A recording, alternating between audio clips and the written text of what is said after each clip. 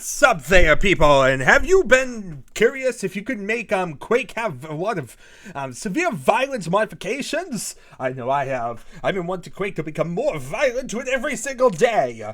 And, well, for some reason, I am not satisfied with the other two violence-based modifications. So therefore, I'm going to play this violent modification, Excessive Violence, by Neil Klopfenstein. Okay, that's definitely an interesting name. Sounds almost German in some way. But yeah, basically it's to add, well, excessive violence to Quake. And by excessive, he means more excessive than Quake already has.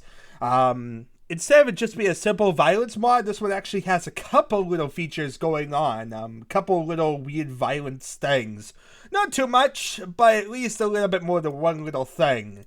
Anyway, I should mention this is a closed source project, so if you want to actually do anything with it, well, that's kind of impossible. Yeah, we're not using any of this on a server whatsoever, so yay! It's just kind of there. Anyway, there's not too much it looks like, but there is enough that I definitely want to check out, and it's a good way to also showcase, I got the DotSpots, thing working. Basically, I ended up changing the name from Sexy Girls to Test, as you see here, and now the modification actually works. It was just a case of too long of a name for, modifications. So yeah, so not only can I do maps now on this, I can also do mods. Therefore, essentially make it so I can basically do anything on, does that say 300 by 200? I don't like that number. Wait a minute here. I think I have an old version of my, yeah, that's weird. I have an old version of my Quake auto exec going on.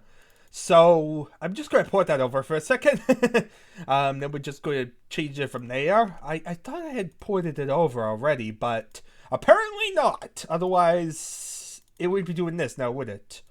Oh god, where's test? Okay, here we are. We're going to change that over, and then, well, I don't really care about anything else. That seems fine. So, that should mean that I don't have to use DOSBots SVN anymore. But, well, who knows? Who knows what God's name I'm going to get stuck with. So, anyway, what's a good map? I want a map that's not a usual map, but, of course, there's only so many maps that it feels like I've done them all. E4M6, it's weird enough. So as you see, here's my little fancy ability to actually see things properly. I want to turn off the music, since this time around we're not really dealing with a map here as much as, just a level. And I'm here with some fiends. Okay, now I'm too lazy to actually get the guns, so let's just do that. Get the guns out. And here we are in Quake with, weird sounds. Okay, so, let's start with the grenade launcher. Basically, all it does is it now fires a random head. Like that head. So you see, each time it fires a different type of head. Could be a monster head, or could be the player head. Basically, it just fires heads. It behaves just like a regular normal grenade. I think we've kind of seen that, before. I think it was, like, called the jib gun or something like that. Well, that's weird. It has like a weird after effect. Maybe it was just those two. But if you notice, like a while after I fire, all of a sudden I decided to show fire. Let's do that again. Let's see if that actually occurs. So I see the explosion. It seems that maybe that jib, it's like that jib needs to get removed. And then when that jib gets removed, it bursts into fire. It was rather weird. But yeah, basically, jibs, like I said, it's like the jib gun, and as you see, that is actually the case, which is rather weird. But yeah, I think that it was called the jib gun. Basically did the exact same thing. You could control, a lot of different things with the grenade launcher, and one of the things you could control was the level of, what exact type of head you want to fire.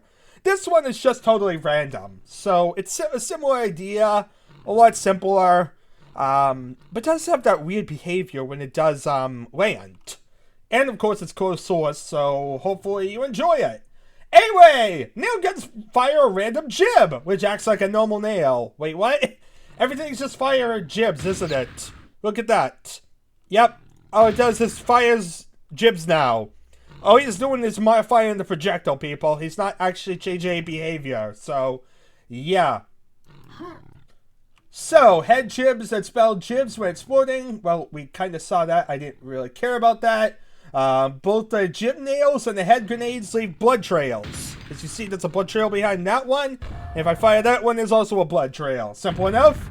That is basically all that. Okay, so, next thing. Monsters can produce about 3 times as many jibs as before. Let's see if we can get this. I'm not sure Fiends are the best thing for that. But we have a quad damage rocket launcher. Oh god. Okay, so as you see, there's jibs everywhere now. It's hard to tell, but I do think there is definitely more. I think normally it's like 2 pieces in a head, and now it's a lot more than that. Also, they weirdly explode. That's like a weird bug of this whole thing. Because they're connected to like the explosions, so now, yeah. Anyway, it says now that heads are jibbable by an explosive. So if I hit this, so you see you shoot the head, and it blows apart into another set of jibs. Neat little feature, I guess. I'd rather have the ability to actually push them around like I have on the server. But this is definitely a little bit better than vanilla, at least. That's something. Heads, instead of dissolving, will explode. Oh boy. We gotta see this. We gotta see it explode. Oh, jibs instead of dissolving explode. So that's actually what we've been seeing. Okay, so yeah. Instead of it just dissolving into nothingness after a period of time, it just decides to explode, which I don't get at all. If anything, it seems more like a bug than something that's actually the function. Anyway, none of this stuff should affect gameplay, other than possible slowdown and obscuring your view with jibs. Yeah, most of it is very, very cosmetic here. The only thing that was really not was the ability to, like, blow up the jibs, or the amount of jibs that were on the screen. But most of it is pretty much just changing a projectile, or changing how it looks like. So, needless to say, not really the most exciting one here. Especially, as said, once again, it's closed source, so that makes it kind of pointless. Anyway, this is actually, mostly a SM Soft production, which means not only is it by Neil Koffenstein, even though he's the one who kind of credited himself right at the start of this whole thing, but it's also by Drew Dribble and Greg Alexander, also known as Fubar and Galatzalan. I think Fubar's made a level or 2. I recognize that name. The other one's not so much. There's also the artist called Reptile. I think I recognize that name. It's been too many names, people. I think this one a Reptile, or... No, I'm thinking Viper. Has it been a Reptile? I cannot remember. Anyway, source code is available upon request. Why was it just released to begin with in that case? I do not know. I guess it cut down on file size transfers at the time. So, that's a thing. Anyway, there is a warning that sometimes there's enough objects on the screen that a packet overflow will occur. Which messes up the sound, but nothing else. Yeah, packet overflows are a very common thing in Quake, whereby you have, like, too many entities going at once. Yeah, they can become very noticeable, especially, like, when you play on the server. That's kind of the one downside of doing all the fancy stuff I've done on the server, is that you do have packet overflows in the case of it being a very big map. Because, yeah, big map combined with a lot of fancy features, such as solid corpses and all that, are bound to cause issues. Like I said, it's usually very minor. It causes, like, a sound glitch for, like, a minute or so. But it's easily fixable just by waiting, and it's really not too big of a deal. Mostly it's just an annoyance because of all the spam on the screen and all that.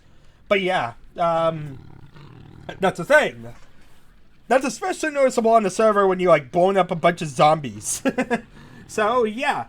Let's see here. Other than that, he wants to make the capability to jib bodies without making them solid, and therefore obstruct their walking.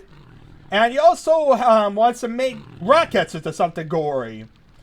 Email him with suggestions. But yeah, other than that, really, there's really no known bugs or anything besides the packet overflow. Email found bugs to the author, include descriptions of the bug and a way to reproduce it.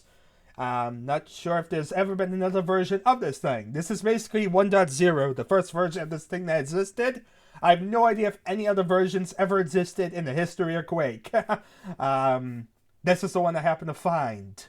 So anyway, let's see here.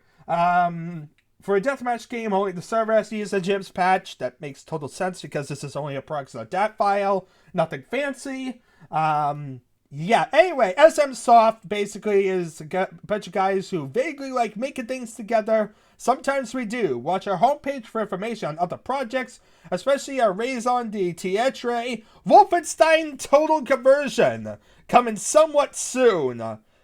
That'll actually be interesting. Is there going to be a Wolfenstein conversion for Quake? I would definitely like that. That sounds a lot more interesting than a lot of stuff we're checking out. Then again, total conversions in general sound interesting because they're, at this point, kind of the novelty. They're the thing that we haven't seen much of. If anything, we actually haven't seen any of them yet. Because, yeah, total conversions are really a 1997 and forward thing. It's not really a thing you see in 96. So yeah, that's kind of something we'll be looking forward to as we kind of continue along. Of course, the big problem with total conversions, as I think I mentioned before, is just that total conversions don't work well with the base game. Which means that you can't really rip as much as, say, like NIS files, whereby it is made to play with the original game fine. It's not changing everything around. Especially with the fact that the server is kind of already at its limit when it comes to the number of custom resources I can kind of throw in there. Which is really depressing when you think total conversions, because total conversions are going to have a massive number of them. So yeah, take a massive number of different custom things that I would love to put into the server and combine that with the interesting nature of a total conversion, having a bunch of different things that I could throw in there, and the limitations I have. Needless to say, I'm not really enthused about total conversions just because it's going to torture me when it comes to my server. At that point, maybe I'll do something like make a separate version. But at this point, I'm basically minimalizing as much as I can anyway. So I'm not really sure how much I could actually trim out the fat, even if I ripped everything else out except for custom enemies. I guess I could always just do it like one type of custom enemy is something equals one custom type of thing. But honestly, I feel it's a lot more limited and a lot less interesting than what we currently have on the server. So, needless to say, thank you all for watching. It's been an adventure as usual, and I guess I'll see you all, well, next time.